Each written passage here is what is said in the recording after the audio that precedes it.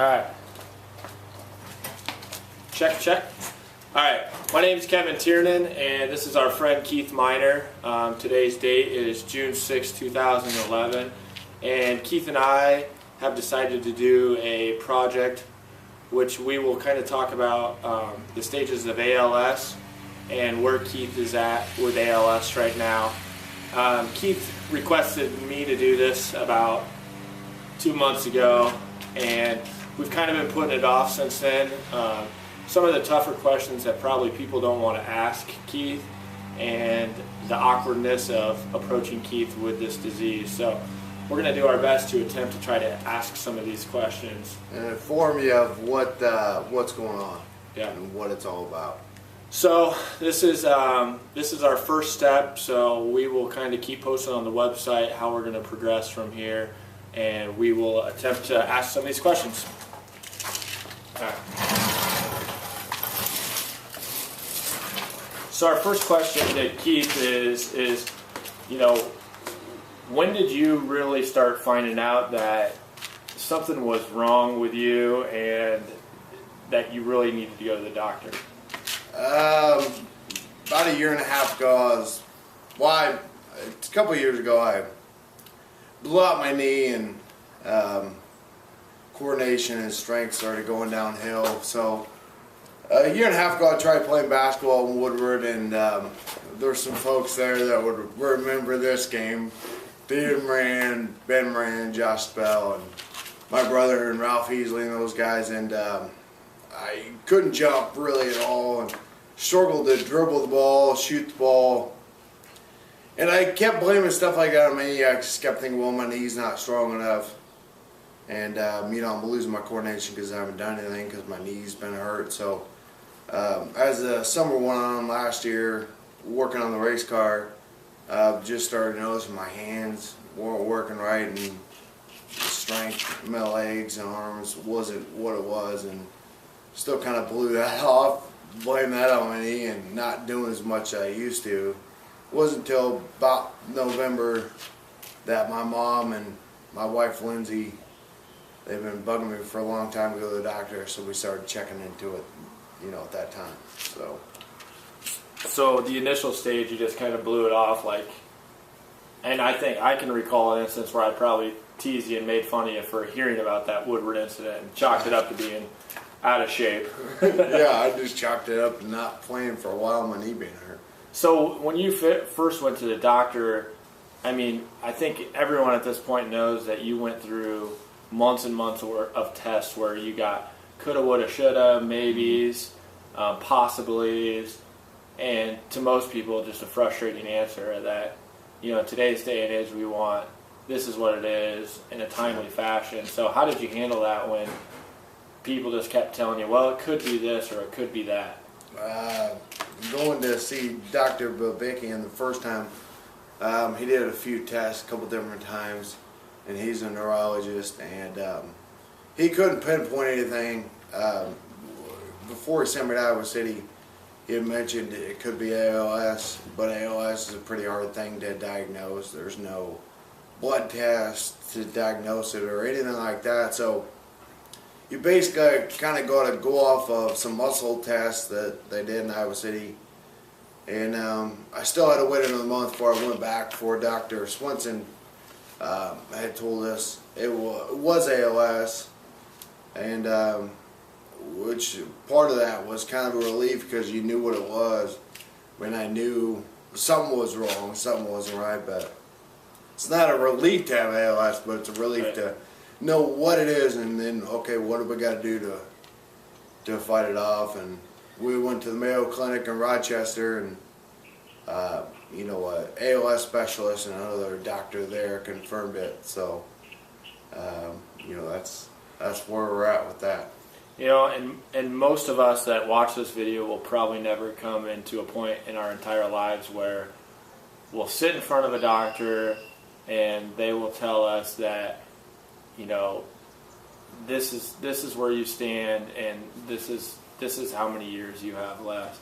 And you know, when you hear that news, I mean, what were your first thoughts? What's the first thing you think of when you hear that? Well, when they first told me it was ALS, you know, I've heard of Lou Gehrig's disease, but you don't really know what it is until they really explain it to you, or you Google it, and that's kind of what I did. But I don't know, it's probably the worst feeling you could ever have in your life, knowing that, you know, you got a disease and there's absolutely nothing, you know, that you can do. There's, you know, things they tell you that might help slow it down, but there's nothing that beats it right now, and that's, I suppose, the most depressing thing is that you got to come up with your own ideas and ways of, you know, trying to figure out how you're going to slow it down or how you're going to beat it.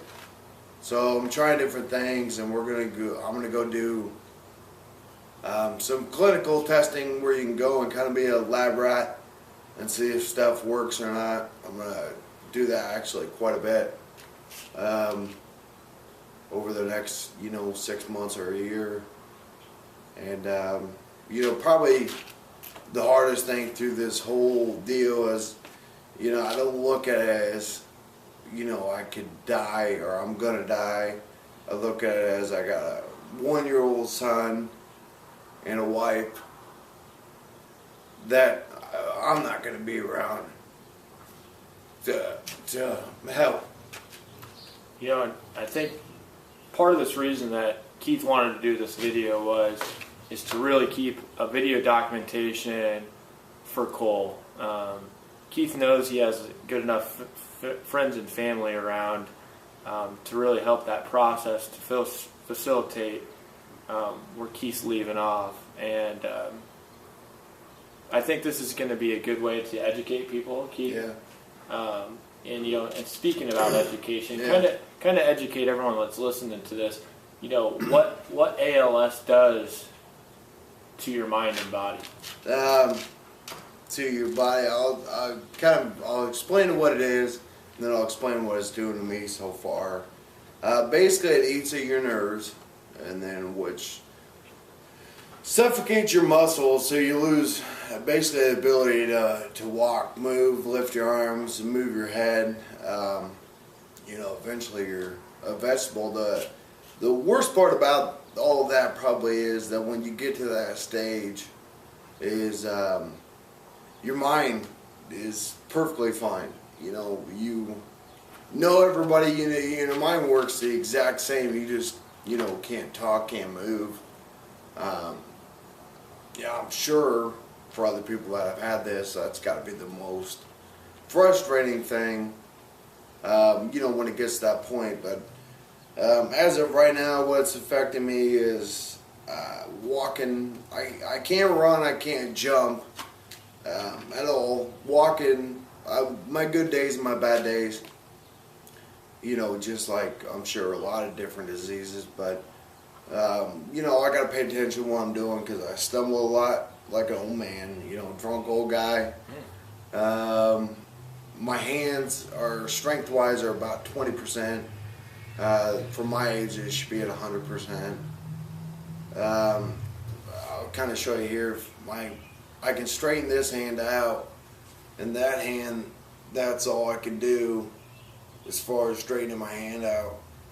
So it's hard using, you know, doing things that I used to do. My speech gets slurred. Sometimes I gotta focus on what I'm saying and talk slower, otherwise I'll sound like a drunk. Which is, you know, I'm sure there's plenty of people out there that have seen me drunk, and I'm sure I sound the same drunk and sober. But a couple of weird things that it does is, for some people they cry a lot for no reason. For some people they laugh or smile a lot for no reason. And I'm fortunate enough to get the smiling. I'll be, the weird part about that is you be in a serious conversation with someone, you're looking at them, you know, laughing or smiling, and you don't want to, but you can't really control it. The doctor said I probably got a year to 3 years to walk, you know, probably a year to walk on my own. And then, you know, I'll need assistance.